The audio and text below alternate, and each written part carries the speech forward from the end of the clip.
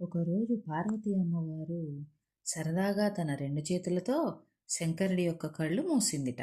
అలా మూయటంతో ప్రపంచమంతా కూడా చిమ్మ చీకటి కమ్మేసి అంతా గందరగోళం అయిపోయిందిట.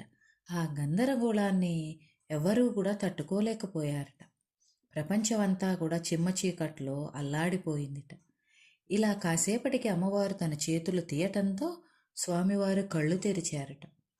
కళ్ళు తెరిచినటువంటి మన స్వామివారు అమ్మవారి వైపు చూసి, పార్వతీ, నువ్వు ఇలా నా కళ్ళు మూయటంతో ప్రపంచం అంతా కూడా గందరగోళం అయిపోయినది. ఆ చీకటిని ఎవరూ కూడా తట్టుకోలేకపోయారు పార్వతీ. నువ్వు చేసిన ఈ పనికి గాను నువ్వు భూలోకానికి చేరి కొన్ని వేల సంవత్సరాల పాటు తపస్సును ఆచరించాలి పార్వతీ అని చెప్పారట. అలా స్వామివారి మాటను తీసుకున్నటువంటి మన పార్వతీదేవి తాను సరదాగా చేసినటువంటి ఆ పనికి తాను కూడా ఎంతో బాధపడి భూలోకానికి చేరిందిట. ఇంతకీ భూలోకంలో అమ్మవారు ఎక్కడికి చేరిందో తెలుసా? కాంచీపురంలో ఉన్నటువంటి ఏకాంబరేశ్వర ఆలయానికి చేరిందిట.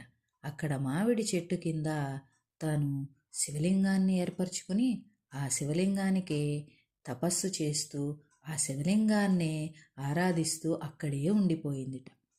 కొన్ని సంవత్సరాలు, వేల సంవత్సరాలు గడిచిన తరువాత మన శంకరుడు పార్వతీదేవి యొక్క ప్రేమని పరీక్షించదలుచుకున్నట్ట.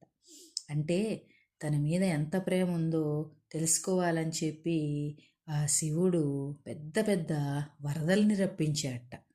ఆ వరదలు అలా వస్తుంటే మన పార్వతీ అమ్మవారు తనకేమవుతుందో అన్న భయం లేకుండా ఆ వరదల్లో ఎక్కడ శివలింగం కొట్టుకుపోతుందో అని చెప్పి ఆ శివలింగాన్ని గట్టిగా కౌగిలించుకుని ఉండిపోయిందిట ఆ వరదలు తగ్గేదాకా కూడా. ఆ శివలింగం మీద అమ్మవారి యొక్క వక్షస్థలపు గుర్తులు కూడా ఉన్నాయట.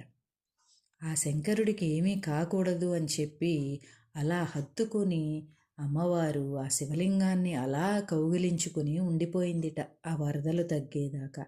ఎంత ప్రేమో కదా పార్వతీదేవికి మన శంకరుడంటే. కానీ శంకరుడికి కూడా తక్కువేం కాదండోయ్ పార్వతీదేవి మీద ప్రేమ. ఈ సంఘటన జరిగిన తరువాత అమ్మవారి కోసం స్వామివారు కైలాసాన్ని వదిలి భూలోకానికి వచ్చారట.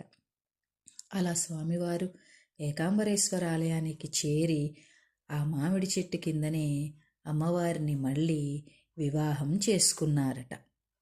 అంతటి గొప్ప ప్రదేశం అండి కాంచీపురంలో ఉన్నటువంటి ఏకాంబరేశ్వర ఆలయం. ఆ మామిడి చెట్టు అని చెప్పాను కదా, ఆ చెట్టుకి ఉన్నటువంటి కొమ్మలకి ఒక్కొక్క కొమ్మకి ఒక్కొక్క రుచితో గల మామిడి పండ్లు వస్తాయట. అంటే సాధారణంగా మామిడి చెట్టుకి అయితే పులుపు కాయలుంటాయి, లేదంటే తీయగా ఉంటాయి. కానీ ఇక్కడ చెట్టుకి మాత్రం కాయలు ఒక్కొక్క కొమ్మకి ఒక్కొక్క రుచిలో ఉంటాయట. అంతేకాకుండా 365 రోజులు కూడా ఏదో ఒక్క కాయ అయినా సరే ఆ చెట్టుకి కాస్తుందట. అసలు కాయ లేకుండా మాత్రం ఆ చెట్టు ఉండదట. అంతటి గొప్ప క్షేత్రం అండి కాంచీపురం. కాంచీపురంలో చూడాల్సినవి చాలా ఉన్నాయండి. అలా అమ్మవారు అయ్యవారు వివాహం చేసుకున్నటువంటి ప్రదేశమే కాంచీపురంలో ఉన్నటువంటి ఏకాంబరేశ్వర ఆలయం. అంతటి గొప్ప క్షేత్రం అన్నమాట అది. అలా స్వామివారు అయ్యవారు ఒకటయ్యారనమాట. సో నాకు తెలిసినటువంటి ఈ స్టోరీ మీకు చెప్పాలనిపించింది. వీలైన వారు అందరూ కూడా కాంచీపురంలో ఉన్నటువంటి ఈ ఏకాంబరేశ్వర ఆలయాన్ని దర్శించండి.